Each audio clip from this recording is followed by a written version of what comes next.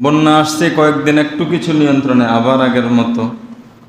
হঠাৎ কোনো বিপদ নিজের মধ্যে পরিবারের মধ্যে আসছে, একটু কিছু নিয়ন্ত্রণে আসে, আবার আগের মতো। কি আবার আগের মতো হওয়ার কথা ছিল? না আগেরটা ছেড়ে ভালো পথে আসার কথা ছিল? সেটা হচ্ছে না। ইতিমধ্যে যে ঘটনা ঘটে গেল, এটা থেকে বললাম যে আজকে কর্মের কারণে দীর্ঘদিন এদেশের সবথেকে ক্ষমতাসীন থাকার পরেও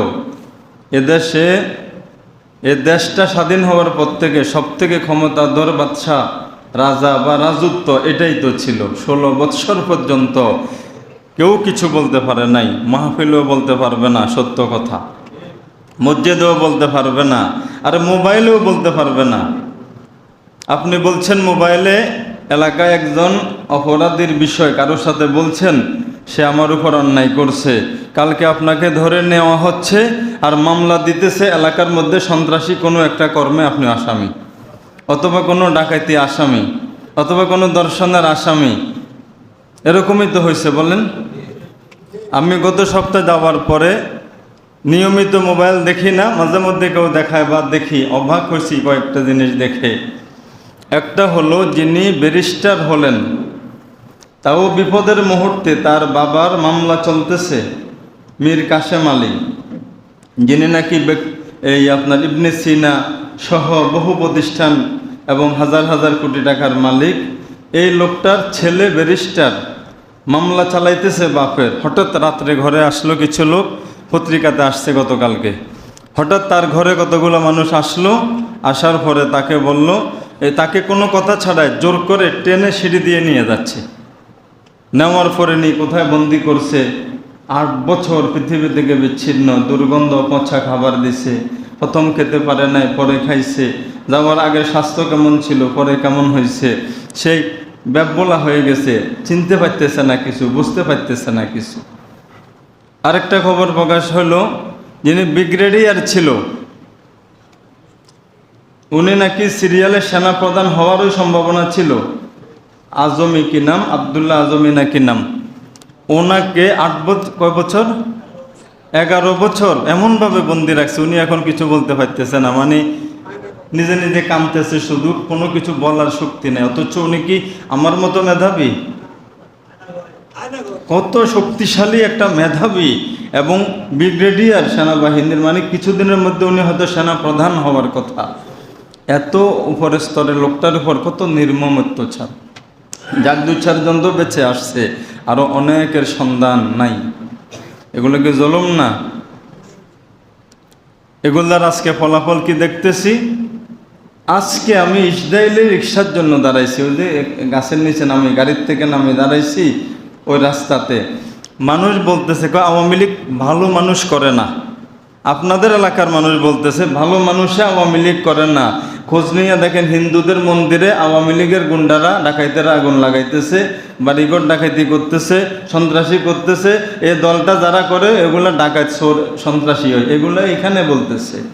কেন আজকে দলটার প্রতি এত ঘৃণা আসি গেল? যেই দলটা একসময় এদেশের সবথেকে জনপ্রিয় দল ছিল না? যেই দলের নেতাকে জেলে নেওয়ার পরে দেশের মানুষ জীবন দিতে প্রস্তুত, যুদ্ধ করছে, সেই দলের নেতার এইভাবে অপমান করতেছে কেন? টাকা পড়তেছে, মূর্তি ভাঙতেছে, মূর্তির মাথার উপর বসে পেশাব করতেছে, যেটা কোনোদিন কেউ কল্পনাও করে নাই এত নোংরা হবে মানুষ। মূর্তির মাথা, একটা জানোয়ারের মাথাও তো কোনোদিন কাউকে পেশাব করতে শুনি নাই। কিন্তু সে দেশের সবথেকে জনপ্রিয় নেতা থাকার পরেও তার মাথার উপর উঠি জনগণের সামনে পেশাব করতেছে। কেন এই অপমান বলেন তো? কর্মের কারণে। এগুলার থেকে আপনি শিক্ষা নেন, আমি শিক্ষা নিই, আমার কর্ম এমন যেন না হয়। অনেকে ভেবেছিল বা ওই প্রধানমন্ত্রীও মনে করছিল ফেরাউন ধ্বংস হয়েছে অন্যায় করি, ওই সময় ডিজিটাল ব্যবস্থা ছিল না, নিরাপত্তার অত কঠিন ছিল না, আমার তো নিরাপত্তার ব্যবস্থা আছে, আমার বিরুদ্ধে মোবাইলে বললেও আমি ধরতে পারি। তার এটা হয়তো ধারণা ছিল আমি পতন হব না, আমার পতন হবে না। তার লোকদের ধারণা ছিল টাকা দিয়ে বেঁচে যাব। আজকে সালমান এফ রহমান 34,000 কোটি টাকা শুধু ব্যাংক থেকে নিচ্ছে সে, তাহলে তার সব মিলে কত টাকার মালিক হবে? 34,000 কোটি টাকা হলো শুধু ব্যাংক থেকে নেওয়া। তাহলে তার সব সম্পদ মিলে কত হতে পারে?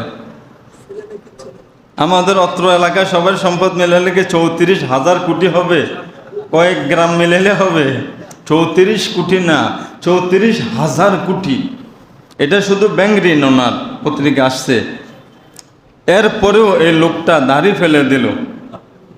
এই লোকটা হাতে দেখলাম রশি দিয়ে বাঁধা, শরীরের মধ্যে ওই যে এই নদীতে পড়লে যেন না ডুবে ওয়াটারপ্রুফ নি বলে জামা, ওয়াটারপ্রুফ জামা, এই জ্যাকেট বলে ওয়াটারপ্রুফ জ্যাকেটটা তার গায়ের মধ্যে, দুইজনের দুইটা পড়া।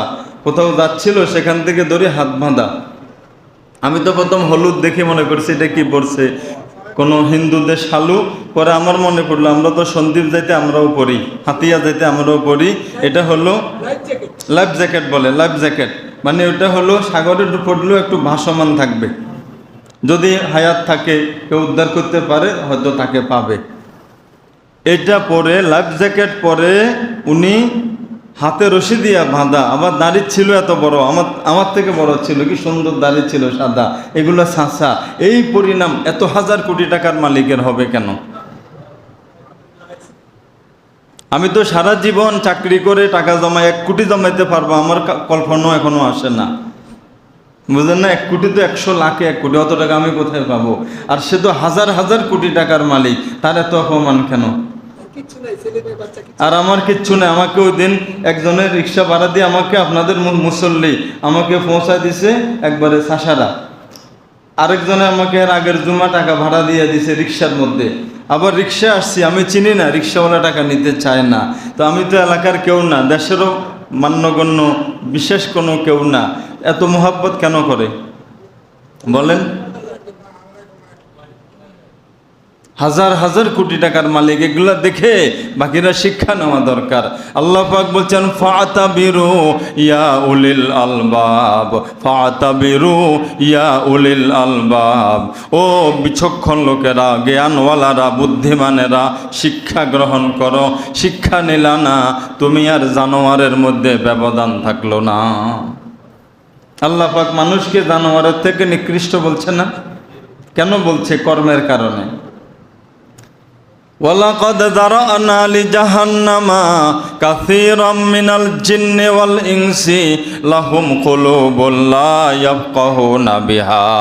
অন্তর আছে, বুঝা দরকার, ভালো মন্দ বুঝে না, অন্ধ হয়ে আছে, এরকম আছে কিনা?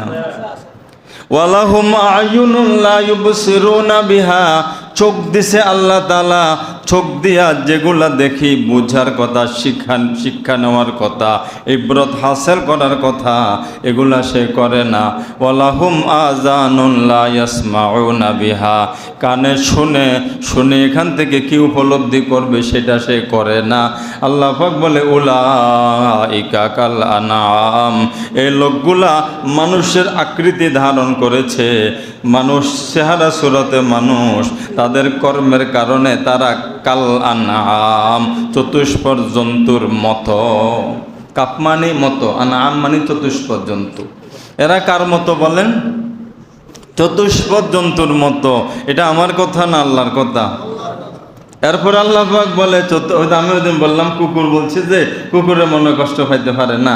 আল্লাহ পাক বলছে উলাইকা কাল আনআমি বাল হুম আদাল। চতুষ্পদ জন্তুর মতো যে বললাম, এদের মতো না, আরও নিকৃষ্ট, আরও নিকৃষ্ট, আরও ফতহারা, আরও ক্ষতিগ্রস্ত, আরও বিপদগামী ওরা। বলেন তো, একটা কুকুর কি চিরস্থায়ী জাহান্নামী হবে? কিন্তু একটা মানুষ কর্মের কারণে হবে। একটা শূকর কি চিরস্থায়ী জাহান্নামী হবে? এদের তো সাময়িক বিচার আচার শেষ, এরা চিরস্থায়ী জাহান্নামী হবে না। আর একটা মানুষ কর্মের কারণে কি হবে? এজন্য আল্লাহ পাক বলছেন বাল হুম আদল। এরা শুধু চতুষ্পদ জন্তুর মতো বললে হয় না, আরও বেশি পথহারা, আরও বেশি বিপদগামী, আরও নিকৃষ্ট। উলাইকা কাল আনআমি বাল হুম আদল। তো আল্লাহ পাক আমাদেরকে বলছেন সমস্ত বিপদের মূল হলো তোমাদের কর্ম। তোমাদের কি? আমি তো মনে করি এই যে আইনমন্ত্রীকে যখন আনা হচ্ছে, শত শত পুলিশ ঘেরাও, সেখানে ডিমটা মারছে, ডিমটা তার গালের মধ্যে পড়ছে। এটা কি শুধু তার অপমান না পুরা দেশের অপমান? একটা দেশের একটা আইনমন্ত্রীকে এভাবে ডিম মারে, এটা কি একটা লজ্জার কথা না? ডিম মারছে কেন? তার চেহারা সুন্দর না এজন্য? কিসের কারণে মারছে? তার টাকা কম ছিল এজন্য? আরে না, টাকা অনেক পাহাড় বানাইছে। টাকার অভাবে সে ডিম মারা খায় নাই, কর্ম খারাপ ছিল। কি খারাপ ছিল বলেন না? আইনের চেয়ার পাইছিল, অপব্যবহার করেছে। প্রধানমন্ত্রীর চেয়ার পাইছিল, অপব্যবহার করেছে। বিভিন্ন দায়িত্ব পাইছিল, অপব্যবহার করেছে, অপকর্ম করেছে। ঠিক নেই বলেন? একজন আলেম, শুধু আলেম বললে হয় না, উজানি মাদ্রাসার নায়েব, এই নাজেমে তালিমাত, পুরা মাদ্রাসার শিক্ষা পরিচালক, অনেকগুলা মাদ্রাসার শাইখুল হাদিস, বহুত বড় মানের আলেম, যিনি আমার আব্বারও উস্তাদ ছিল। আমরা ছোটবেলায় আমার আব্বার কাছে ওনার কথা শুনতাম। উজানির আল্লামা মাওলানা আব্দুর রহমান সাহেব হুজুর দামাত বারাকাতুহুম, ওনার ছেলে মাওলানা খোবাইব সাহেবের একটা ভিডিও দেখলাম।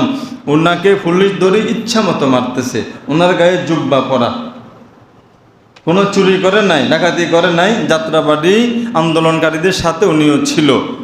এটা হলো ওনার দাবি ছিল অন্যায়ের বিরুদ্ধে দাঁড়ানো।